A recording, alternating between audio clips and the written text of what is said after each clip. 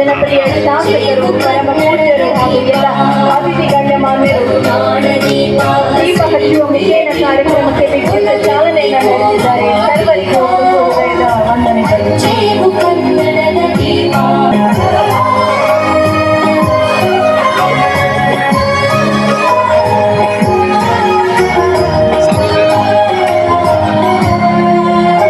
ಸವಕಾಶ ಎಣ್ಣೆ ಫುಲ್ ಹಾಕಿರ್ತಾರ.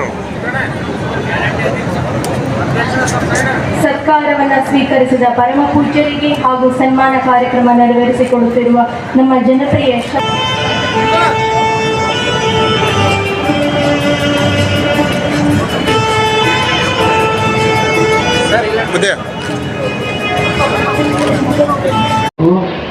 ಅಭಿವೃದ್ಧಿ ಕಾರ್ಯಗಳನ್ನು ಮಾಡೋದು, ಜೊತೆಗೆ ಉದ್ಯೋಗವನ್ನು ಕೊಡೋದು, ಈ ರೀತಿಯ ಶಾಸಕರನ್ನ ನಾವು ಪಡೆದಿರುವುದು ನಮ್ಮೆಲ್ಲರ ಭಾಗ್ಯ ಅಂತ ಹೇಳಿ ಭಾವಿಸಿ, ಇದೇ ರೀತಿಯ ಕಾರ್ಯಕ್ರಮಗಳು ಅವರ ಫೌಂಡೇಶನ್ನಿಂದ, ಅವರ ವೈಯಕ್ತಿಕವಾಗಿ ಸರ್ಕಾರದಿಂದ ನಿರಂತರ ಉದ್ಯೋಗ ಮೇಳದ ಉದ್ಘಾಟಕರಾಗಿ ಕರ್ನಾಟಕ ಸರ್ಕಾರ ಹಾಗೂ ನಮ್ಮ ಮತಕ್ಷೇತ್ರದ ಜನಪ್ರಿಯ ಶಾಸಕರಾದಂಥ ಅಭಿವೃದ್ಧಿ ಕಾರ್ಯಗಳನ್ನು ಮಾಡೋದು, ಜೊತೆಗೆ ಉದ್ಯೋಗವನ್ನು ಕೊಡೋದು, ಈ ರೀತಿಯ ಶಾಸಕರನ್ನ ನಾವು ಪಡೆದಿರುವುದು ನಮ್ಮೆಲ್ಲರ ಭಾಗ್ಯ ಅಂತ ಹೇಳಿ ಭಾವಿಸಿ, ಇದೇ ರೀತಿಯ ಕಾರ್ಯಕ್ರಮಗಳು ಅವರ ಫೌಂಡೇಶನ್ನಿಂದ, ಅವರ ವೈಯಕ್ತಿಕವಾಗಿ ಸರ್ಕಾರದಿಂದ ನಿರಂತರದಲ್ಲಿ ನಾನು ಮಾಡಿದ್ದೆ. ಬೃಹತ್ ಉದ್ಯೋಗ ಮೇಳವನ್ನು ಹುಡುಗೂರಿನಲ್ಲಿ ಮಾಡಿದ್ದೆ. ತದನಂತರ ಇಳಕಲ್ನಲ್ಲಿ ಕೂಡ ಕಳೆದ ನಾನು ಶಾಸಕರು ಇದ್ದಿದ್ದಿಲ್ಲ, ಆವಾಗ ಒಂದು ಉದ್ಯೋಗ ಮೇಳವನ್ನು ಇಳಕಲ್ನಲ್ಲಿ ಮಾಡಿದ್ದೆ. ಅದರ ನಂತರ ಸ್ವಲ್ಪ ವಿಳಂಬ ಆಯಿತು. ನಾನು ಕಳೆದ ವರ್ಷವೇ ಈ ಉದ್ಯೋಗ ಮೇಳವನ್ನು ಮಾಡಬೇಕು, ಪ್ರತಿ ವರ್ಷ ಮಾಡ್ತೀನಿ ಅಂತೇಳಿ ನಾನು ಮಾತು ಕೊಟ್ಟಿದ್ದೆ. ನಾನು ಎಲ್ಲ ಮಾತನ್ನು ನಿಲ್ಲಿಸಿಲ್ಲ, ಕೆಲವು ವರ್ಷ ವಿಳಂಬವಾಗಿ ಮಾಡಿದ್ದೀನಿ ಅನ್ನೋ ಮಾತನ್ನು ನಾನು ಭಾಳ ಹೆಮ್ಮೆ ಅಂತ ಹೇಳಕ್ಕೆ ಇಚ್ಛೆ ಪಡ್ತೇನೆ ಇವತ್ತು. ಯಾಕಂದರೆ ಮಾಡ್ತೀನಿ ಅಂತ ನಾನು ಭರವಸೆ ಕೊಟ್ಟಿದ್ದೀನಿ ಈ ಮತಕ್ಷೇತ್ರದ ಜನತೆಗೆ, ಅದು ಅಭಿವೃದ್ಧಿ ವಿಷಯದಲ್ಲಿ. ಯಾಕಂದರೆ ಸರ್ವಾಂಗೀಣ ಅಭಿವೃದ್ಧಿ ಆಗಬೇಕು. ಒಂದು ಮತಕ್ಷೇತ್ರ ಇವತ್ತು ಸದೃಢ ಭದ್ರತೆಯಿಂದ ಹೊಂದಬೇಕಂದ್ರೆ ಅಲ್ಲಿ ಸರ್ವಾಂಗೀಣ ಅಭಿವೃದ್ಧಿ ಆದಾಗ ಆ ಮತಕ್ಷೇತ್ರ ನಿಜವಾದ ಅಭಿವೃದ್ಧಿ ಆದಂತೆ ಅನ್ನೋ ಮಾತನ್ನ ನಾವು ಭಾಷಣ ಮಾಡ್ತೀವಿ. ಪ್ರಣಾಳಿಕೆಯಲ್ಲಿ 2 ಕೋಟಿ ಉದ್ಯೋಗ, ಬಾ ಬಾ ಬಾ ಬಾ ಬಾ ಎಷ್ಟು ಕೋಟಿ ಉದ್ಯೋಗ ಬಂತು ನಮ್ಮ ದೇಶದಲ್ಲಿ. ಇದನ್ನ ಅರ್ಥ ಮಾಡ್ಕೋಬೇಕು. ಇದನ್ನ ಹೇಳಬೇಕು ಹೇಳಕ್ಕೆ ಇಚ್ಛಪಡ್ತೀನಿ. ನಾ ಯಾವ ಹೆಸರನ್ನು ತಗೊಂಡು ಹೇಳೋದಿಲ್ಲ. 2 ಕೋಟಿ ಉದ್ಯೋಗವನ್ನು ಸೃಷ್ಟಿ ಮಾಡ್ತೀನಿ ಅಂತ ಹೇಳ್ತಿರಲ್ಲ, 2 ಕೋಟಿ ಉದ್ಯೋಗವನ್ನು ಸೃಷ್ಟಿ ಮಾಡಿದ ಈ ದೇಶದಲ್ಲಿ ಪ್ರತಿ ವರ್ಷ. ಇವತ್ತು ಕನಿಷ್ಠ ಅಂದ್ರೂ ಸುಮಾರು ಎಷ್ಟು ವರ್ಷ ಆಯ್ತು ಗದಗಿರಿ ಸರ್? 13 ವರ್ಷ ಆಯ್ತು. ನಮ್ಮ ದೇಶದಲ್ಲಿ ಎಷ್ಟಾಗಬೇಕು ಉದ್ಯೋಗ? 26 ಕೋಟಿ ಉದ್ಯೋಗಗಳು ಇವತ್ತು ನಮ್ಮ ನಿರುದ್ಯೋಗಿಗಳು ಉದ್ಯೋಗವನ್ನು ಹೊಂದಿದ್ರೆ ನಮ್ಮ ದೇಶದ ಪರಿಸ್ಥಿತಿ ಇರ್ತಿದ್ದಿಲ್ಲ. ಇದು ವಿಶ್ವದಲ್ಲೇ ಇವತ್ತು ಅತ್ಯಂತ ಪ್ರಗತಿಯತ್ತ ಮತ್ತು ಅತ್ಯಂತ ಶ್ರೀಮಂತ ರಾಷ್ಟ್ರ ಇವತ್ತು ನಾವು ಭಾರತ ಆಗ್ತೀವಿ. ಆ ಕೆಲಸ ಬರೀ ಮಾತನ್ನು ಹೇಳೋದಲ್ಲ, ಮಾಡಿ ತೋರಿಸ್ಬೇಕು. ಅದಕ್ಕೆ ಕಮೆಂಟ್ ಮಾಡ್ತಾರೆ ಅವರು, ಇದು ರಾಜಕೀಯವಾಗಿ. ನಾನು ರಾಜಕೀಯವಾಗಿ ಎಂದೂ ಮಾಡಿಲ್ಲ, ಮಾಡೋದು ಇಲ್ಲ. ಅದು ನಾನು ಬಸವಣ್ಣನ ತತ್ವದಲ್ಲಿ ಜನಿಸಿದಂಥವನು, ಆ ನಾಡಿನಲ್ಲಿ ಜನಿಸಿದಂಥವನು. ನಾನು ನುಡಿದಂತೆ ಇದ್ರೆ ಇದೇ ಜನ ಮಕ್ಕಳೇ ಅನ್ನೋ ಮಾತನ್ನು ಕೂಡ ನಾನು ಬರ್ಕೊಂಡು ಬಂದವ. ನನ್ನ ಹೃದಯ ನಾನು ಬರ್ಕೊಂಡು ಹುಟ್ಟಿ ನಾನು ಬರ್ಕೊಂಡೇ ಆಗತ್ತೀನಿ. ಇದೇ ಜನ ಮಕ್ಕಳೇ ಮಾಡಿದ್ರೆ ಮುಗೀತು ಕೆಲಸ. ಅದಕ್ಕೆ ನಾನು ಇಲ್ಲಿ ಇರುವಂಥ ಏನು ನಮ್ಮ ಅನೇಕ ಜನ ಏನು ಹಿಡಿದು PUC ಇರ್ಬೋದು, PUC ಬಸ್ ಬಿಟ್ಟವ್ರು ಇರ್ಬೋದು, ಅನೇಕ ಕಾರಣಾಂತರಗಳಿಂದ ಪಾಪ ಅವರು ವಿದ್ಯಾಭ್ಯಾಸವನ್ನು ಪಡೆಯೋಕ್ಕಾಗೋದಿಲ್ಲ. ಇವತ್ತು SRK ಸ್ಮಾರಕ ಪ್ರತಿಷ್ಠಾನ ನಾನು ಓಪನ್ ಆಗಿ ಘೋಷಣೆ ಮಾಡಿದ್ದೀನಿ. ಪ್ರತಿಭಾ ಪುರಸ್ಕಾರವನ್ನು ಮಾಡ್ತೀವಿ ನಮ್ಮ ಮಕ್ಕಳಿಗೆ. ನಾವು ಅವರಿಗೆ ಪ್ರತಿಭಾವಂತರಿಗೆ ಗುರುತಿಸಿ ಅವರಿಗೆ ಧನ ಸಹಾಯವನ್ನು ಮಾಡ್ತೀವಿ. ಯಾರಾದರೂ ಮಕ್ಕಳಿಗೆ ಇವತ್ತು ಈ ವೇದಿಕೆಯ ಮುಖಾಂತರ ಪೂಜ್ಯರ ಸಮೀಕ್ಷೆ ನಾನು ಹೇಳಕ್ಕೆ ಇಚ್ಛೆ ಪಡ್ತೇನೆ. ಯಾವುದೇ ವಿದ್ಯಾರ್ಥಿ ನನ್ನ ಮತಕ್ಷೇತ್ರದಲ್ಲಿ ಆಗಿರ್ಬೋದು, ನಮ್ಮ ಜಿಲ್ಲೆಯಲ್ಲಿ ಆಗಿರ್ಬೋದು, ಯಾರಾದರೂ ತಮಗೆ ವೃತ್ತಿಪೂರ್ವ ಕೋರ್ಸ್ಗಳನ್ನ ಅಥವಾ ಯಾವುದಾದ್ರೂ ಒಂದು ವಿದ್ಯಾಭ್ಯಾಸಕ್ಕೆ ಇವತ್ತು ತಮಗೆ ಏನು ಧನದ ಸಹಾಯ ಬೇಕಂದಾಗ ನೀವು SRK ಪ್ರತಿಷ್ಠಾನವನ್ನ ನಿರ್ದಾಕ್ಷಿಣ್ಯವಾಗಿ ಬಂದು ನನ್ನ ನೇರವಾಗಿ ಭೇಟಿ ಮಾಡಬಹುದು ಅನ್ನೋ ಮಾತು ಹೇಳಕ್ಕೆ ಇಚ್ಛೆ ಪಡ್ತೇನೆ. ಯಾವುದೇ ಕೋರ್ಸ್ಗಳು ಅದು ನನ್ನ ಮನಸ್ಸು ಹೇಳ್ತಾ ಇದೆ. ಅದನ್ನು ಸಹಾಯ ಮಾಡಿದ್ದಿಲ್ಲ, ಮಾಡ್ತಾ ಬಂದಿದ್ದೀನಿ. ಎಷ್ಟೋ ಜನ ವಿದ್ಯಾರ್ಥಿಗಳನ್ನ ದತ್ತಕ್ಕೆ ತಗೊಂಡಿದ್ದೆ, ITI ವಿದ್ಯಾರ್ಥಿಗಳನ್ನ. ನಾನು ಇದೇ ನಮ್ಮ ವಿಜಯ ಮಾಂತೇಶ್ ವಿದ್ಯಾರ್ಥಿ ನಮ್ಮ ಸಂಸ್ಥೆಯ ನಮ್ಮ 3000 ಮಠದ ಜಗದ್ಗುರುಗಳ ಒಂದು ಏನು ನಮ್ಮ ITI ಕಾಲೇಜ್ ಇದೆ, ಇಲ್ಲಿ ಅವರಿಗೆ ಸುಮಾರು ಎಲ್ಲ ವಿದ್ಯಾರ್ಥಿಗಳಿಗೆ ತರಬೇತಿಯನ್ನು ಕೊಡಿಸಿದ್ದಾನೆ. 2 ವರ್ಷದ ಕೆಳಗಡೆ ನಾನು ಒಂದು ಶಾಸಕ ಇದ್ದಿದ್ದಿಲ್ಲ. 2 ವರ್ಷದ ಕೆಳಗೆ ನನ್ನ ಸ್ವಂತ ದುಡ್ಡಿನಲ್ಲಿ ಪ್ರತಿ ವಿದ್ಯಾರ್ಥಿಗೆ ಒಂದು ತಿಂಗಳಿಗೆ 3,000 ರೂಪಾಯಿ ಖರ್ಚು ಬರ್ತದೆ. ಅದು ಒಂದು ತರಬೇತಿಗೆ 3 ತಿಂಗಳ ತರಬೇತಿಯನ್ನ ಕೊಡಿಸಿ ಅವ್ರಿಗೆ ಇವತ್ತು ಉದ್ಯೋಗವಂತರಾಗಿ ಮಾಡಿದ್ವಿ. ಇಂಥ ಅನೇಕ ಉದಾಹರಣೆಗಳಿದಾವೆ. ಕೆಲಸ ನಾನು ಮಾಡಿದ್ದೇನೆ ಅನ್ನೋ ಮಾತನ್ನು ಬಹಳ ಹೆಮ್ಮೆ ಇದ್ರೆ ಸಂದರ್ಭದಲ್ಲಿ ಹೇಳಕ್ಕೆ ಇಷ್ಟಪಡ್ತೇನೆ.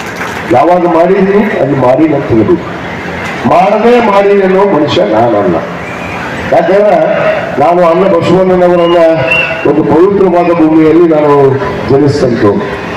ಮಾಡು ಇಲ್ಲ ಮಡಿ, ಕಾಯಕವೇ ಕೈಲಾಸ, ಎನಗಿಂತ ಗಿರಿಯನಿಲ್ಲ ಶಿವಭಕ್ತರಿಗಿಂತ ಹಿರಿಯನಿಲ್ಲ ಅನ್ನೋ ಮಾತನ್ನು ಹೇಳಿದ್ದಾರೆ. ನಾನು ದೊಡ್ಡವಂತ ಎಲ್ಲಿ ಹೇಳ್ಕೊಳ್ಳೋದಿಲ್ಲ ಯಾರ ಬಗ್ಗೆ. ನಮ್ಮ ಗದ್ದನಗಿರಿ ಸರ್ ಇದೀಗ ಒಂದು ಫೇಸ್ಬುಕ್ ಕಮೆಂಟ್ ಬಗ್ಗೆ ಹೇಳ್ತಾ ಇದ್ರು. ಈ ಫೇಸ್ಬುಕ್ ಕಮೆಂಟ್ ಮಾಡೇ ಮಾಡ್ತಾರೆ 100 ಮಂದಿ. ಅದೇ ಥರ 2 ಬಾಯಿನ ಅಂತ ಗುರುಗಳು ಅದರ ಆದರೂ ಹೇಳೇ ಬಿಡ್ತೀನಿ ನಾನು. 2 ಬಾಯಿನ ಬುದ್ಧಿ ಇದೆ ಈ ಜಗತ್ತಿನಾಗ. ಒಂದು ಹೊಗಳೋ ಬಾಯಿ, ಒಂದು ಹೊಯ್ಕೊಳ್ಳೋ ಬಾಯಿ. ವಿದ್ಯಾರ್ಥಿಗಳು ಅರ್ಥ ಮಾಡ್ಕೊಂಡು ನಿಮಗೂ ಹೋಗ್ತಾರೆ. ಕೆಲವಷ್ಟು ಮಂದಿ ಇಷ್ಟು ಮಂದಿ ಇರ್ತಾರೆ ಹೊಯ್ಕೊಳ್ಳೋರು. ಅವ್ರಿಗೆ ಏನು ಖುಷಿ, ನೀವು ಹಾರೇನು ತುಪ್ಪ ಏನಾದ್ರು ಬೆಕ್ಕಾತೇರಿ ಅವ್ರು ಹೊಯ್ಕೊಳ್ಳೋರು. ಅವ್ರು ಈ ಹೊಯ್ಕೊಳ್ಳೋರಿಗೆ ಏನು ಮಾಡೋಕ್ಕಾಗಲ್ಲ. ನೇರವಾಗಿ ಉತ್ತರ ಕೊಡ್ತೀವಿ, ಐ ಡೋಂಟ್ ಕೇರ್. ನಾನು ಮಾಡೋ ಕರ್ತವ್ಯವನ್ನ ಆ ಭಗವಂತ ಮೆಚ್ಚಬೇಕು, ಆ ಬಸವಣ್ಣ ಮೆಚ್ಚಬೇಕು, ನಮ್ಮ ಪೂಜ್ಯರ ಮೆಚ್ಚಬೇಕು. ನಾನು ಯಾರಿಗೆ ಮೆಚ್ಚೋದಕ್ಕೆ ನಾವು ಇಲ್ಲಿ ಹೋಗ್ತಿಲ್ಲ. ನಮಗೆ ನಿಮ್ಮ ಚಪ್ಪಾಳಿ ಬೇಡ, ಏನು ಮಾಡಲ್ಲ. ಪ್ರತಿ ಉಪಕಾರಕವಾಗಿ ಏನೂ ಬಯಸೋದಿಲ್ಲ. ಇದೇನು ಒಂದು ಪಕ್ಷಕ್ಕೆ ಸೀಮಿತವಾಗಿ ನಾನು ಈ ಉದ್ಯೋಗ ಮೇಳವನ್ನು ಮಾಡಿಲ್ಲ. ನಾನು ಸಾಮೂಹಿಕವಾಗಿ ಮಾಡ್ತೀನಿ, ಉದ್ಯೋಗ ಮೇಳ ಮಾಡ್ತೀನಿ, ಆರೋಗ್ಯ ಶಿಬಿರ ಮಾಡ್ತೀನಿ, ಮತ್ತು ಅನೇಕ IPL ಮಾಡ್ತೀನಿ. ಅನೇಕ ಮಾಡಿದ್ದೀನಿ. ನಾನು ಕಳೆದ ಒಂದು 20 ವರ್ಷದಲ್ಲಿ ನಾನು ಏನೇನು ಮಾಡಿದ್ದೀನಿ ಒಂದು ಪಟ್ಟಿಗೆ ಕೊಡ್ತಿದ್ದೆ. ಬಹಳಷ್ಟು ಮಂದಿ ಗೊತ್ತೈತಿ, ನಮ್ಮ ಹೆಂಡತಿ ಮನೆ ತೋರಿಗೆ ಗೊತ್ತಿತ್ತು ನಾನು ಏನು ಮಾಡ್ತೀನಿ ಏನಿಲ್ಲ ಅನ್ನೋದು. ಏನು ಅಭಿವೃದ್ಧಿ ಮಾಡ್ತೀನಿ ಅಂದ್ರೆ ಅವ್ರು ಹೊಗಳ್ತಾರೆ. ನಾನು ಹೊಗಳೋಸ್ಕರಕ್ಕೆ ಗೊತ್ತಿಲ್ಲ, ನಾನು ಹೊಗಳ ಪಟ್ಟ ಅಲ್ಲ. ನಾನು ಹೊಗಳೋದು ಅಂತದ್ದು ನಾನು ನಿರೀಕ್ಷೆನೂ ಮಾಡೋದಿಲ್ಲ. ಆಮೇಲೆ ಪ್ರತಿ ಉಪಕಾರನೂ ನಾನು ನಿರೀಕ್ಷೆ ಮಾಡೋದಿಲ್ಲ. ನನ್ನ ಕರ್ತವ್ಯವನ್ನು ನಾನು ಮಾಡ್ತಾ ಇದ್ದೀನಿ. ಅದು ನಿರುದ್ಯೋಗಿಗಳಿಗೆ ವಿಶೇಷವಾಗಿ. ಯಾಕಂದ್ರೆ ಅನೇಕರಿಗೆ ಮಾಡಿ ಕಳಿಸಿಬಿಡೋದಲ್ಲ, ನಿಮಗೆ ಆದೇಶ ಪತ್ರವನ್ನು ಕೂಡ ಇವತ್ತೇ ಕೊಡುವಂತ ಕೆಲಸ ನಾವು ಮಾಡ್ತೀವಿ.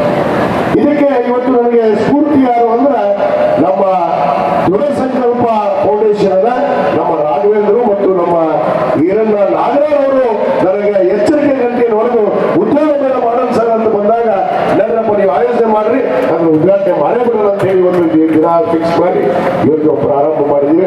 ಇದನ್ನ ಪ್ರತಿ ವರ್ಷ ಮಾಡ್ತೀವಿ. ನಮ್ಮ ದೃಢ ಸಂಕಲ್ಪ ಫೌಂಡೇಶನ್ ಅವರಿಗೆ ನಾವು ವಿನಂತಿ ಮಾಡಿಕೊಡ್ತೀವಿ, ನಮ್ಮ ರಾಘು ಧಾರವಾಡ ಅವರಿಗೆ, ಈರಣ್ಣ ನಾಗರಾಜ್ ಅವರಿಗೆ, ನೀವು ಪ್ರತಿ ವರ್ಷ ಇವತ್ತೇನು ಡೇಟ್ ಐತದ, ಎಷ್ಟು ಇವತ್ತು ಡೇಟ್ 20/9/2005. ಒಳ್ಳೆ ಮುಂದಿನ ವರ್ಷ 2026ಕ್ಕೆ ನೀವು ವಿನಂತಿ ಮಾಡ್ಕೊತೀನಿ. 20/9/2026 ಒಳಗಡೆ ಮತ್ತೊಂದು ಉದ್ಯೋಗ ಮೇಳವನ್ನ ನಾವು ಮತ್ತೊಂದು ಆಯೋಜನೆ ಮಾಡಬೇಕು ಅಂತ ಹೇಳಿ ನಮ್ಮಲ್ಲಿ ವಿನಂತಿ ಮಾಡ್ಕೊತೇನೆ. ತಾವೆಲ್ಲರೂ ಅದಕ್ಕೆ ಸಿದ್ಧವಾಗಿರ್ರಿ. ನಾವೆಲ್ಲ ಅವರಿಗೆ ಉದ್ಯೋಗವನ್ನು ಕಲ್ಪಿಸಿಕೊಡೋಣ. ಆ ಉದ್ಯೋಗವನ್ನು ಕಲ್ಪಿಸಿಕೊಡುವಂತ ಕೆಲಸ ಇವತ್ತು ನಾವು ಪ್ರಾಮಾಣಿಕವಾಗಿ ಮಾಡೋಣ ಅನ್ನೋ ಮಾತನ್ನ ಈ ಸಂದರ್ಭದಲ್ಲಿ ಹೇಳಿ, ಅನೇಕ ವಿಚಾರಗಳನ್ನು ಬಹಳಷ್ಟು ಎಲ್ಲರೂ ಮಾತಾಡಿದ್ದಾರೆ. ಮತ್ತು ಪದೇ ಪದೇ ಮಾತಾಡಕ್ಕೆ ಹೋಗೋದಿಲ್ಲ. ನಾನು ಇಲ್ಲಿ ಬಂದಿರುವಂತ ಎಲ್ಲ ಉದ್ಯೋಗವನ್ನು ನಿರೀಕ್ಷೆ ಮಾಡಿ ಬಂದಂತ ಎಲ್ಲರಿಗೂ ನಾನು ಶುಭವನ್ನು ಹಾರೈಸ್ತೇನೆ. ಅದಕ್ಕೆ ತಮಗೆಲ್ಲರಿಗೂ ಶುಭವನ್ನು ಹಾರೈಸ್ತೇನೆ.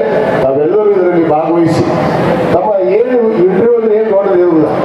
ಇನ್ನು ಏನು SLC ಫೇಲ್ ಆದ್ರೂ ಇಂಟರ್ವ್ಯೂ ಐತಿ, ಅವ್ರಿಗೂ ಕೆಲಸ ಖುಷಿ. ನಾನು 2017-18 ಮಾಡಿದಾಗ 6,500 ಜನ ಆ ಉದ್ಯೋಗ ಮೇಳದಲ್ಲಿ ಭಾಗವಹಿಸಿದ್ರು. ಅವರಿಗೆ 3,000 ಜನಕ್ಕೆ ನಾವು ಉದ್ಯೋಗವನ್ನು ಕೊಡಿಸುವಂತ ಕೆಲಸ ಅವತ್ತ ಮಾಡಿಲ್ಲ. 2017 ನೋಡುವುದಿಲ್ಲ, 3,000 ಜನ ಉದ್ಯೋಗವನ್ನು ಪಡ್ಕೊಂಡು ಹೋದ್ರು. ಅದು ಸಣ್ಣ ಪುಟ್ಟ ಇರ್ಬೋದು. SLC ಇವತ್ತವರಿಗೆ ಏನು ಉದ್ಯೋಗ ಸಿಗುತ್ತೆ ಅನ್ನೋದು ಗೊತ್ತೈತಿ. ನಮ್ಮ DMart ಅಂತ ನಾವು ದೊಡ್ಡ ದೊಡ್ಡ ಸಂಸ್ಥೆಗಳಿದಾವೆ, ಅಲ್ಲಿ ನಿಮಗೆ ಒಳ್ಳೊಳ್ಳೆ ಕೆಲಸಗಳು ಕೊಡ್ತಾರೆ. ಇವತ್ತೇನು ಉದ್ಯೋಗ ಸಾಕಷ್ಟು ಕಡೆ ಅವಕಾಶ ಇದೆ, ಅದನ್ನು ಮಾಡಿ ಅವ್ರಿಗೆ ಕೊಡಿಸುವಂತ ಕೆಲಸ ಮಾಡ್ಬೇಕಲ್ಲ. ಆ ಒಂದು ಸೇತುವೆ ಆಗಿ ನಾನು ಕೆಲಸವನ್ನ ಮಾಡ್ತಾ ಇದ್ದೀನಿ ಅನ್ನೋ ಮಾತನ್ನ